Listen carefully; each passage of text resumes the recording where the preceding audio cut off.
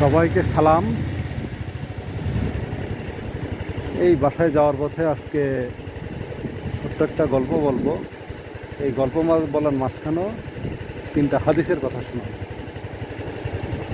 গল্পটা কি, আজকে সকালে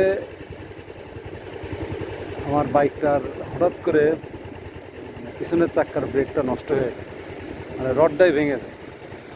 তো ওইটা পাল্টাইতে আমি 3 জায়গায় গেছি।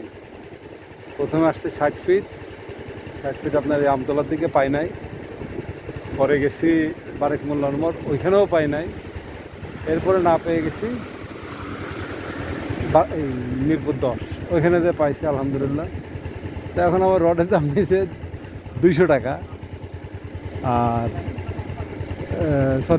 রড আর নাট বল্টু সহ দাম নিয়েছে 250 টাকা। আর এখন ওইখানে লাগাইতে চাইছে 250 টাকা। তো রাগ করে এখন আমি চলে আসছি তালতলায়। আমি যেখানে বাইকটা সবসময় রিপেয়ার করি, আমাদের আমির ভাইয়ের ওইখানে আসছি। এসে লাগালাম, 100 টাকা লাগলো আমার। তা প্রথমে 100 টাকা লাগছে, আলহামদুলিল্লাহ উনি লাগাই দেবে। লাগানোর পরে দেখে যে ভিতরের যে বাইকের যে ব্রেক শুর ভিতরে স্প্রিংটা নষ্ট। তা ওই স্প্রিং নষ্ট হওয়ার কারণে আমার আবার আরও 100 টাকা গেল। তা আসলে গল্পটা বলার কারণ হচ্ছে এইটা। তা আমার আসলে ওই রডটা কেন ভাঙছিল, ওই স্প্রিং ভেঙে টান পড়ছিল, রডটা একটু দুর্বল ছিল, সেজন্য আমার রডটা শুধু ভেঙে গেছে। তা আসলে আমার এই গল্পটা বলার কারণে একটা, দেখা যাচ্ছে যে আপনি একটা সমস্যায় পড়ছেন, বাহ্যিক দৃষ্টিতে মানে আপনার সামনে যেটা পড়তেছে আপনার মনে হচ্ছে যে প্রবলেমটা মনে হয় এই কারণেই হয়েছে, এটা ভেঙে গেছে বলেই সমস্যা। আসলে সমস্যা কিন্তু এখানের জন্য না, সমস্যা হচ্ছে তার ভিতরে অন্য কোনো প্রবলেম হয়েছে, সেজন্য আপনার প্রবলেমটা হয়েছে। তা এই কথাটা বলার কারণটা কি, যে দেখা যায় যে আল্লাহ পাক আমাদেরকে কিছু কিছু সময় কিছু পাপের ফল দুনিয়াতেই দিয়ে দেয়, আমার যেটা মনে হয়। তা আমরা মনে করি আল্লাহ আমি তো এটা করি নাই, কিন্তু এই ফল কেন আমার ভাগ্যে আসছে, আমি তো আশেপাশেও না, এটা কেন আসছে। তা আসলে ঘটনাটা হচ্ছে এরকম যে আমিও এটা করি নাই, আমি ওর আশেপাশেও নাই, কিন্তু আমার ঘাড়ে কেন আসছে, আমার ঘাড়ে আসছে কোনো একটা ছোট্ট পাপের ফল হিসেবে। হ্যাঁ, তা আশা করি যে আল্লাহ পাক আমাদের জন্য যেটা করবে ভালোর জন্যই করবে। তা আমরা আসলে আল্লাহর যে কোনো নিয়ামতকে শুকরিয়া আদায় করি, এবং আল্লাহ তাআলা যদি আমাদের দুনিয়া থেকে সমস্ত পাপের শাস্তি দিয়ে দেয়, তো আলহামদুলিল্লাহ, আল্লাহ যেন পরকালে আমাদেরকে কোনো শাস্তি না দেয়।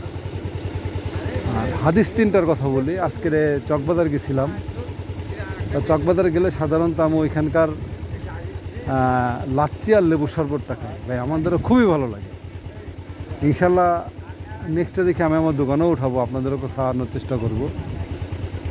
তা ওইখানে গিয়ে ছোট্ট অনেক স্টিকার লাগানো থাকে দোকানে, আমি ঢুকে দেখছি বিভিন্ন ইসলামিক স্টিকার লাগানো থাকে, বিভিন্ন উপদেশমূলক স্টিকার লাগানো থাকে। তো ওইখানে আমার 3টা হাদিস দেখলাম। আসলে হাদিসের নাম্বার এবং সহিহ মুসলিম, বুখারী, এই 2টা হাদিস ছিল। হাদিস নাম্বারটা আমার আসলে এই মুহূর্তে খেয়াল পড়ছে না। তা একটা হাদিস ছিল এরকম, প্রথম হাদিসটা যে সবথেকে পানাহারের ভিতর সবথেকে উত্তম ইবাদত, মানে উত্তম পানাহার কোনটা, কাউকে পানি পান করা, এটা একটা বিশাল সৎকার ভিতরে কাজ করে। তা নবী করিম সাল্লাল্লাহু আলাইহি ওয়াসাল্লাম বলেছে যে কোনো তৃষ্ণার্ত লোককে আগে পানি পান করা, মানে এর মতো নাকি আর হয় না। আর 2 নম্বর হাদিসটা ছিল এরকম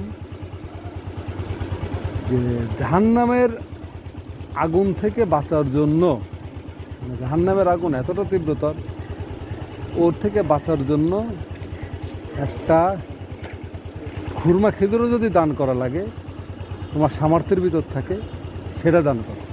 এখানে খুরমা খেজুরের কথা বলা হয়েছে, কারণটা কি, আরবে তৎকালীন সময়ে খুরমা খেজুরের দাম, এই খুরমা খেজুর অনেক সহজলভ্য ছিল, এই জন্য আসলে খুরমা খেজুরের সাথে তুলনা করা হয়েছে। এর মানে এই না যে খুরমা খেজুর, অর্থাৎ আপনার সামর্থ্যের ভিতর যেটা থাকে সেটা।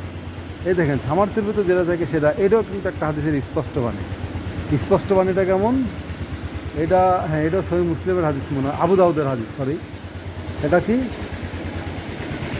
উত্তম পরামর্শ অথবা কারোর সাথে সুন্দরভাবে কথা বলা, এটা একটা সৎকার ভিতর পড়ে। তাহলে দেখেন, এই কারোর সাথে ভালো মতো কথা বলা, এখানে আপনার এর মতো সস্তা মনে হয় আর পৃথিবীতে কোনো কিছু নাই। তাই আসুন, হাদিসগুলো মানি, কথা বলি, সবার সাথে ভালো ব্যবহার করি, ভালো মতো চলি, সবার ভিতর দেখবেন যে ভালো একটা সম্পর্ক তৈরি হবে। সবাইকে আল্লাহ ভালো রাখুক, আমাকেও ভালো রাখুক। সবাই সবার জন্য দোয়া করবেন। শুভরাত্রি। আল্লাহ হাফেজ।